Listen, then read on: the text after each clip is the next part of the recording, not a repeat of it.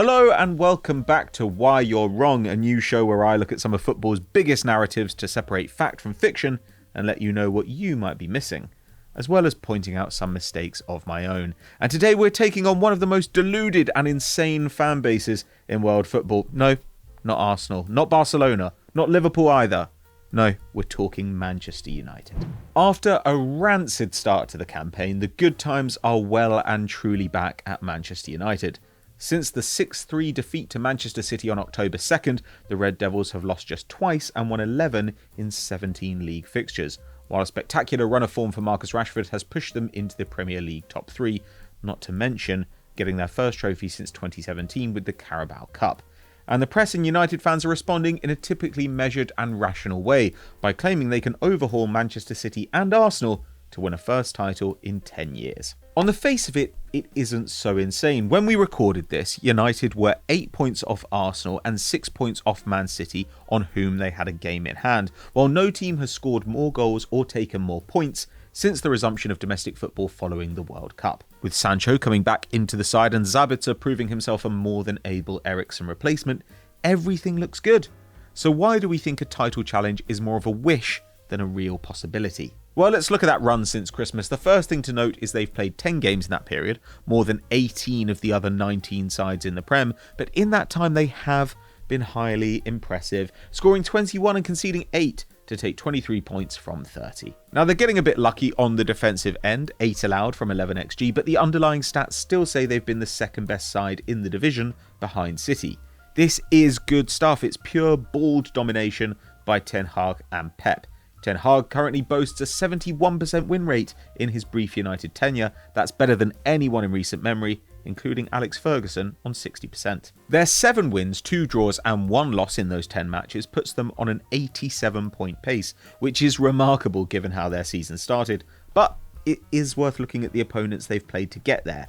Yes, this run has included games against City and Arsenal, which I'm sorry was simply not a close game, but the rest of the fixtures featured Leeds twice, Palace twice, then Leicester, Wolves, Bournemouth and Forest. Hardly the toughest schedule you'll ever see. In fact, according to analyst Scott Willis, their fixture list has been the easiest of all PL teams since the break. And even that 87-point pace merits a little more scrutiny. Arsenal played half a season at 100-point pace. City put up a 90-point pace over the first 19 games. So United's best form of the campaign has seen them play worse than their title rivals and for a shorter period of time. But even if they sustain their current level for the rest of the season, that still wouldn't put them in serious contention. 2.3 points per game over the remaining 14 matches would leave them on 81 after match day 38. To equal that, Arsenal only need to take 1.8 points a game in their run-in, the equivalent of taking 68 across the entire campaign. Now, they managed 69 in 2021-22, and that's without taking into account goal difference, with United trailing the Gunners and Citizens significantly. And it's important to recognise too that this United team is significantly more fragile than the two sides ahead of them. Arsenal lost Gabriel Jesus, their best attacker, a guy who put up the second best expected goal numbers in the Prem and bagged 10 goal involvements in 14 games before Christmas, replaced him with a 23-year-old and have still played at only a marginally worse level than before, remaining top of the table with a game in hand. City, of course, have incredible depth. Whereas if Rashford gets injured for United, or Casemiro, or Bruno, or Martinez, or even Shaw, it could prove extremely damaging, leaving the team as ramshackle and full of holes as their stadium. But perhaps bigger than all these factors is this: they're third. If United had one team ahead of them, it would be easy to imagine a path to them lifting the PL trophy.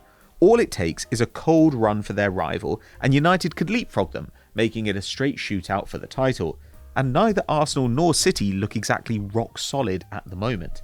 But when you have two teams ahead of you, both with better underlying numbers, it's going to take a huge confluence of events to hand you top spot. You need to play well, pick up no key injuries, and you need two other teams to play badly and get unlucky, which is why 538 put United's chances of winning the title at just 4%, and betting markets give them a 7% shot. The thing is, none of what I'm saying here is really intended to knock United or annoy their fans. Well, maybe a little bit. United have been genuinely good. are playing very exciting football, except in the Carabao Cup final, have restored Rashford to his rightful place at the top of the scoring charts and in the hearts of the fans, and it's worryingly easy to see how a few key signings, especially at centre forward and in central midfield, could make them title challengers in 2024. If that was what their fans were claiming, we could get on board, but to say PL glory is possible this year is just a leap too far. And setting impossible goals can often simply make you less appreciative of what's in front of you. Of course, Leicester fans wouldn't trade their title for anything, but winning the league has arguably made everything feel underwhelming since. Liverpool won the Prem and Champions League, playing some of the best football England has ever seen, but their inability to best Man City year on year has some supporters raging at the owners every summer. So when United are the best they've been in a long time, with a good atmosphere around the club and a sense of direction at last, it may not be helpful to start clearing more space in the trophy cabinet. Improbable things happen all the time, so maybe I'll look silly come May. But right now, United are third place favourites and nothing more. They should enjoy it. So that's why you're wrong for this week. Thank you for watching, and hit us up with your suggestions of other things I got wrong, as well as your most treasured football opinions, and you could be featured on next week's show. Get your entries in the comments below. Don't forget to like and subscribe, and we'll see you next time.